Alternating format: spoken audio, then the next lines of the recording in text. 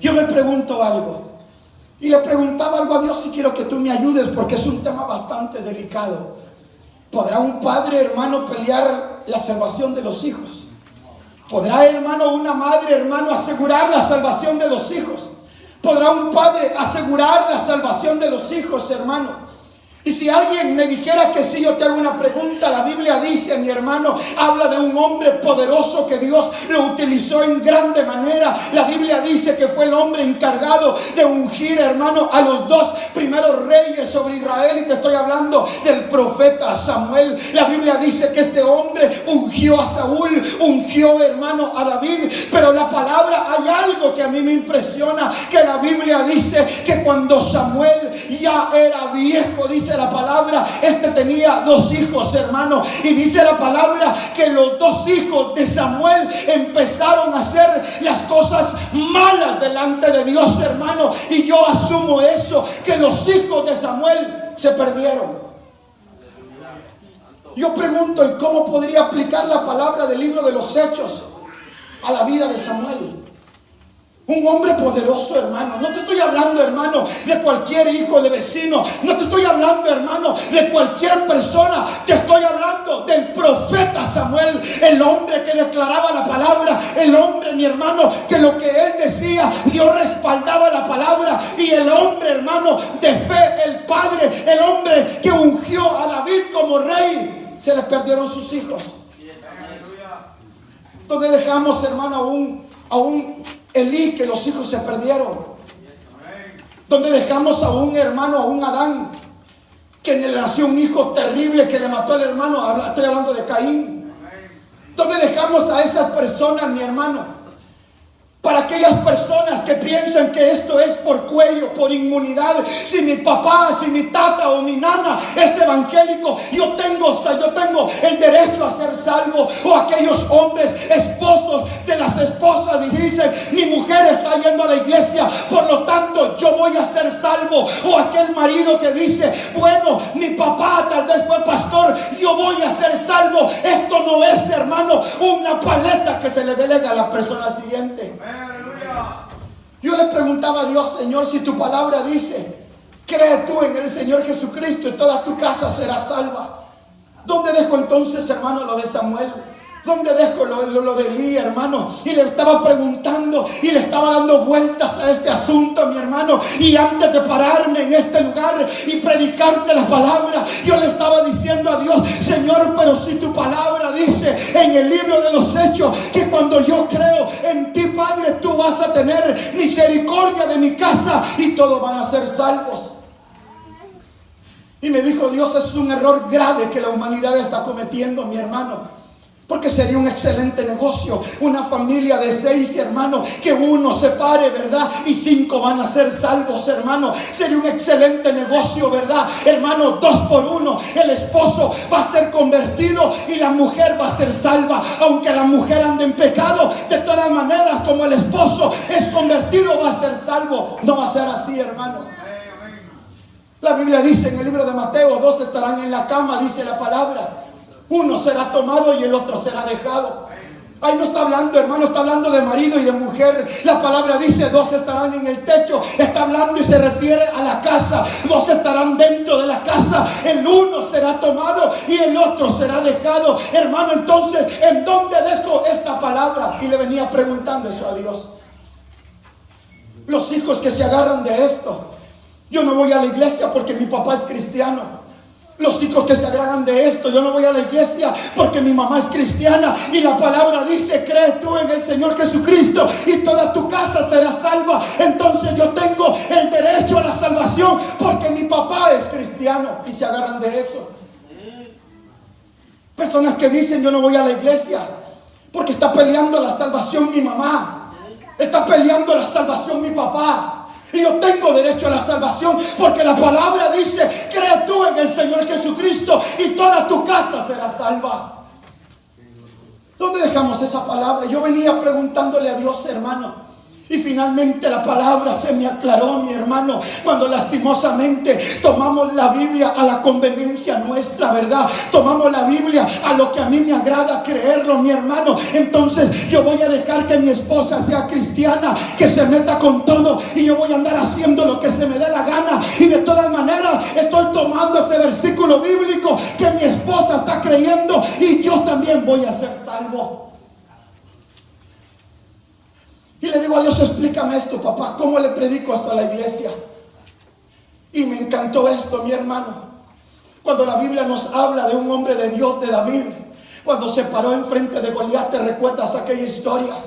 Se levanta enfrente, se para enfrente de Goliat, y la palabra dice, mi hermano, que mientras Goliat salía, era una persona de alta estatura, un hombre que era diestro para la guerra. No te estoy hablando, hermano, de un simple, perdón la expresión, de alguien que pastoreaba ovejas, de alguien que pastoreaba camello. Te estoy hablando de un guerrero que desde su niñez había sido instruido para la guerra. Este hombre se paraba y toda la gente le tenía miedo, porque era un guerrero neto en la sangre.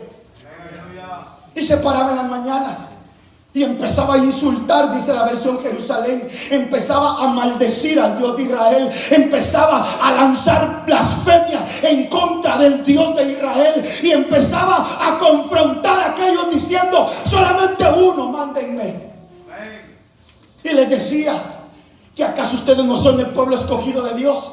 ¿Que acaso ustedes no son de aquellos que dicen que Dios los cruzó por el Mar Rojo? ¿Que acaso ustedes no son aquellos que dicen que un tal Josué derribó las murallas de Jericó? Si es cierto lo que dicen, entonces denme uno para pelear, decía él.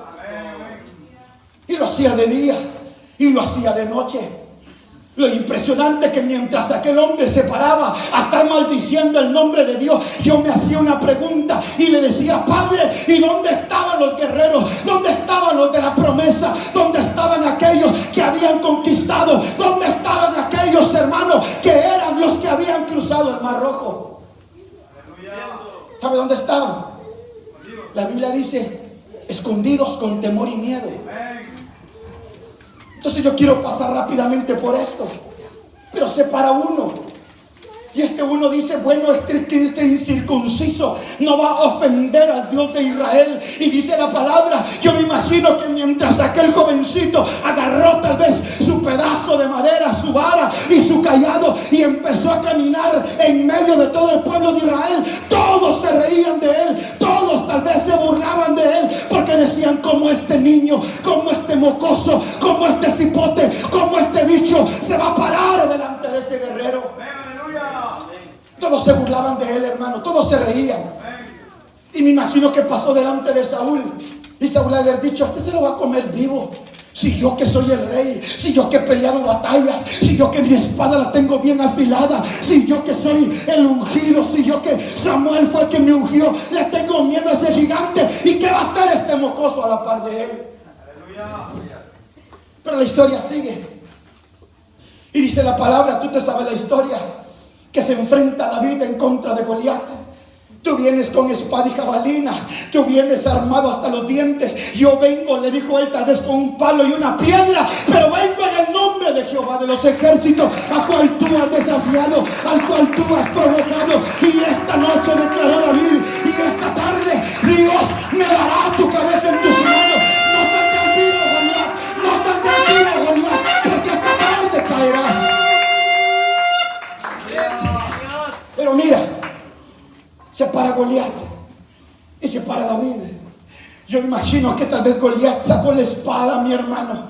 Ha de haber tomado su escudo, ha de haber tomado la lanza, y miraba delante de él un muchacho insignificante. Goliat, David agarra la piedra, le lanza la piedra, y dice la palabra que aquella tarde Goliat cayó. Pero vamos a lo siguiente que a mí me llama la atención. Después de que Goliat cayó desmayado, no murió con la pedrada.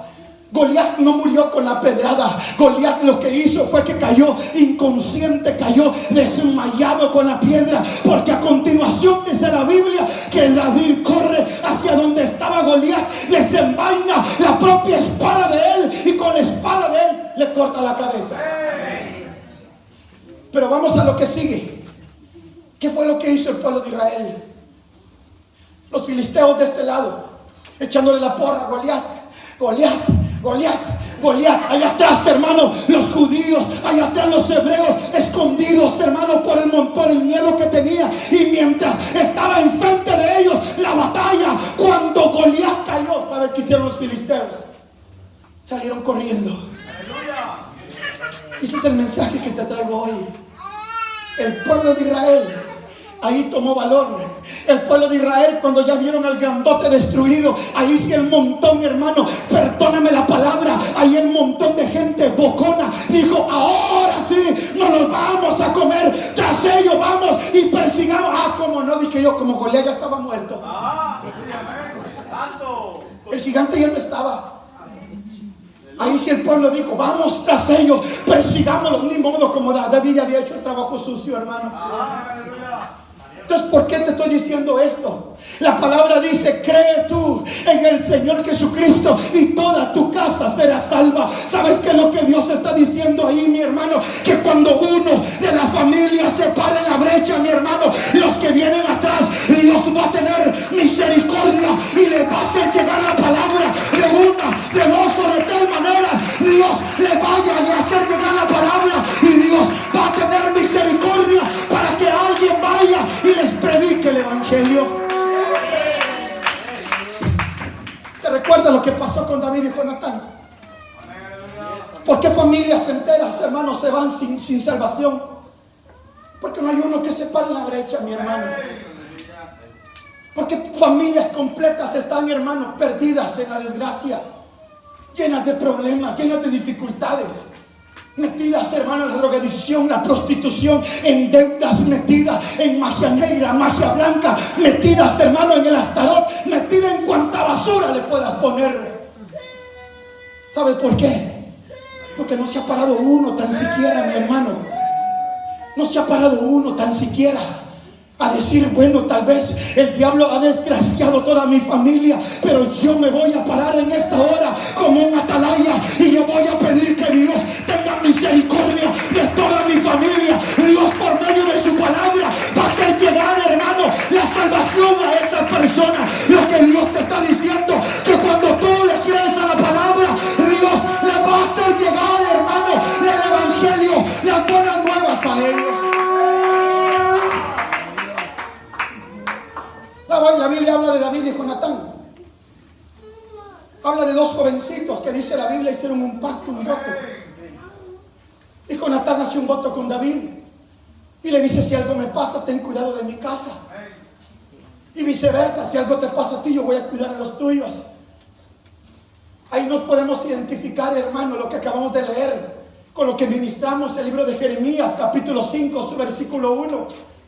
Cuando yo le dije a Jeremías: mira, Jeremías, yo voy a destruir todo Jerusalén, va a ser barrida por fuego. Mira, Jeremías, yo voy a desolar la ciudad de Jerusalén. Pero te pido un favor, Jeremías, ve por las plazas, ve por los mercados, a ver si encuentras uno que se pare en la brecha, a ver si encuentras uno que me pida misericordia, a ver si encuentras uno, Jeremías, que me ame, que busque la justicia, a ver si encuentras uno que oiga mi voz y que me atienda. Si lo logras encontrar, yo voy a tener misericordia. Y sale Jeremías a buscar. ¿Y cuál fue la sorpresa? Que si Dios asoló Jerusalén, era porque no había ningún justo. ¿Sabe lo que Dios está pidiendo a gritos ahora? Mira, la profecía no es nada alentadora, hermano. Vienen tiempos difíciles, tiempos de destrucción, tiempos de calamidad. Hermano, lo que estamos viendo en este momento no es comparado con lo que viene. Estamos viendo solamente el principio de dolores, hermano.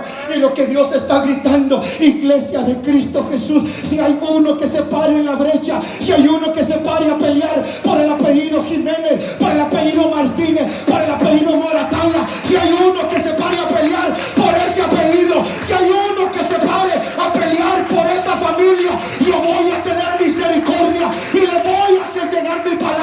Y le van a llegar a predicar el evangelio para que escuchen las buenas nuevas.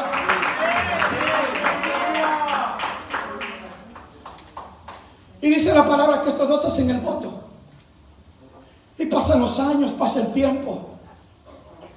Y toda la historia, matan a Jonatán, que era el hijo lisiado, que era Mefiboset. Y de repente David se acuerda y dice: yo hice un voto con mi amigo. Yo le dije, Hechos capítulo 16, a esta familia, que si él creía en mí, que si me daba su corazón, que si vivía en santidad, que si se guardaba para mí. Yo hice un voto con él aquella tarde que levantó la mano, que si él me honraba, si él me guardaba, yo iba a tener misericordia de su casa. Amén, aleluya. Entonces manda David y dijo: vayan a buscarme si no ha quedado uno de la casa de Saúl. Amén. Vayan a buscarme uno si no queda uno de tu familia. Hermano, no hace falta, hermano, que yo sea un megapóstol, megaprofeta para profetizarte que nuestra familia está sufriendo, está siendo desangrada. Nuestros jóvenes, hermanos, están metidos en la drogadicción, hasta adultos metidos en la drogadicción. Hermano, nuestras familias están siendo golpeadas, están siendo destruidas. Hermano, día tras día, no es algo nuevo que los matrimonios, lo que más hay ahorita son divorcios, lo que más hay son abusos infantiles, lo que más hay, hermano, es adicción a la droga y la pornografía. Y Dios dice: yo tengo una promesa con aquel. Y aquella persona que haya recibido al Señor Jesucristo, sobre él está la promesa.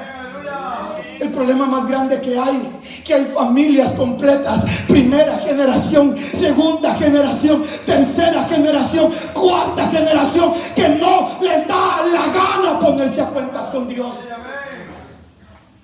Gracias, papá.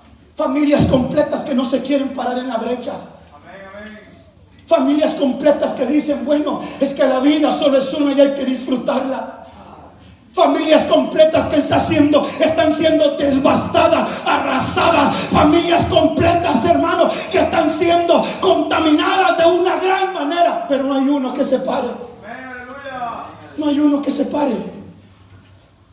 Todos solamente pelean por sus propios bienestares. Lo que la carne les pide, lo que ellos anhelan, ellos solamente, pero no nos detenemos a pensar que viene desolación para esta tierra. Y si no nos encontramos con la promesa de Hechos capítulo 16, corremos el peligro que nuestra familia vaya a sufrir. Entonces David le dice: no ha quedado uno en la casa de Saúl. Sí, Señor, hay uno, le dijeron, pero está lisiado. Sí, Señor, hay uno de la familia Pérez, pero está metido en la drogadicción.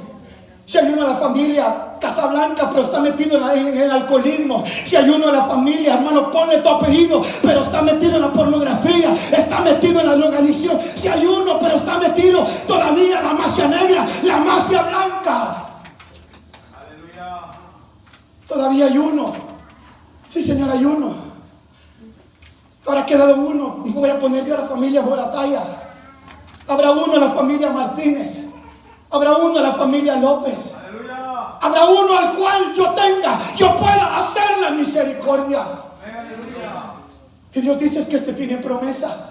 Es que yo le dije que si él creía en mí, si él me daba el corazón, yo iba a tener misericordia de toda su casa. Yo le di promesa que si me daba su corazón, yo iba a tener misericordia de toda su generación. Aleluya.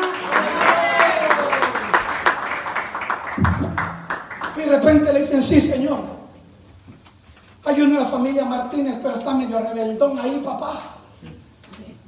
Va, pues hay uno de la familia Morataya, pero no quiere buscarte. Y ahí se cumple la palabra del libro de Hechos capítulo 16, cuando dice: no importa cómo esté. A David le caían mal los lisiados, hermano.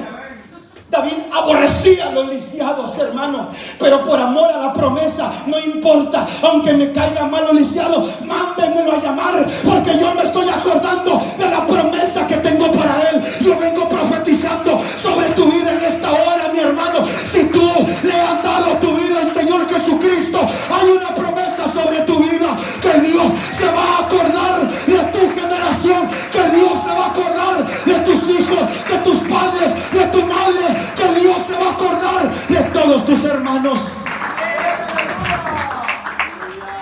Mándemelo a llamar. Y Dios se acuerda y dice, bueno, ahí de estos de los Moratay hay uno que está medio duro. De esta familia hay uno que está metido en la drogadicción. De estos hay uno que está bien enraizado en la pornografía. Mándenmelo a llamar. Y ahí van los ángeles, hermano. Esto es lo lindo, iglesia. Que ahí van los ángeles a tratar con aquella persona a la cual haya promesa sobre la vida de ellos. Entonces Dios empieza a trabajar con los hijos. Dios empieza a trabajar con el padre, con la madre, con los hermanos. Dios empieza, hermano, a trabajar con aquellos que tienen promesa. Gloria a Dios, aleluya. Mándenmelo a llamar. Amén. ¿Sabe cuál es el problema primario de la iglesia cristiana de hoy en día? Que familias completas, hermano. No quieren nada. Voy a voltear a ver para allá. Familias completas se van a ir al infierno, mi hermano, porque uno no se paró. Sí, amén. Porque uno no se paró, hermano. Amén, amén. Eran solamente gente. Voy a voltear a ver para allá, porque si volteo para allá se va a enojar allá. Para que no se moleste. Familias completas eran hipócritas, hermano. Aleluya. Y no hubo uno que se parara en la brecha. Amén. Y busqué, dice Jehová. Entre ellos. Y busqué entre ellos hombre que hiciese vallado y que se pusiese en la brecha delante de mí a favor de la tierra, para que yo no la destruyese. Y no lo hay. Y mira la tristeza con las cuales declaré estas palabras. Y no lo hallé. Amén, aleluya. Y busqué en medio de esa familia alguien que se parara, alguien que me honrara, alguien que me diera su corazón. Y busqué en medio de los chapines, de los salvadoreños, y busqué en medio de los hondureños, y busqué en medio de los mexicanos, en medio de los costarricenses, alguien que me honrara para tener misericordia de ellos. Si volteamos a ver sobre nuestra espalda, los que somos padres de familia, hay una generación que depende de nosotros. Amén, aleluya. Ahí está tu hijo. Ahí está el futuro pastor, el futuro evangelista. Amén. Ahí está, hermano, el futuro diácono, el futuro líder. Amén. Ahí está el futuro de la iglesia. Pero cuando los niños miran la hipocresía del tata, mi hermano, Amén, aleluya. ellos empiezan a hacer lo mismo. Sí, amén. Cuando ellos miran la apariencia de padre que con los hermanos es una. Dios te bendiga, brother. Ay, hermanito. Ay, Jehová, shalom. Ay, hermanito, mira, cuando yo te miro. Ay, hermanito, Jehová Rafa, Jehová Nisi. Habla Jehová, aleluya. Y los hijos miran eso y dicen, qué bonito habla mi papá. Qué bonito abraza a los hermanos. Ajá. ¿Y en mi casa? Pero en mi casa, ¿por qué se comporta de otra manera? Aleluya. Porque golpea a mi mamá, porque insulta a mi mamá, porque me agarra patadas, porque me dice burro, tonto, estúpido, idiota, porque mi papá es de esa manera, porque no hay alguien que se pare en la brecha, hermano. Habla Jehová, aleluya. Cuando los hijos miran a la mamá con una cara de piedad en la iglesia, cuando la miran danzando, dando vueltas, remolineando, dicen qué bonita mi madre. Pero cuando van, hermanos, a sus hogares, los hijos no se explican esto. ¿Por qué mi mamá toma cerveza? ¿Por qué mi mamá fuma cigarro? ¿Por qué mi mamá va con el brujo de la esquina? ¿Por qué mi mamá le prende veladoras a esa imagen de yeso? Aleluya. ¡Qué silencio! Y los que pagan las consecuencias Hijos. son nuestros hijos. Amén, aleluya. Los que pagan las consecuencias es el futuro de la iglesia. Amén. Yo quisiera orar por tu vida en esta hora, hermano. Orar por tu familia, por los tuyos. Si dentro de tu hogar todavía hay gente que no conoce a Dios y tú estás viviendo en integridad delante de Dios, te nos falta una promesa en el nombre de Jesús. Cree tú en el Señor Jesucristo y Dios va a hacer llegar la salvación a tu casa de una, de otra manera. Yo no sé cómo Él le va a hacer, hermano, pero una cosa sí te garantizo, que va a llegar la palabra de Dios, que Dios va a empezar a tratar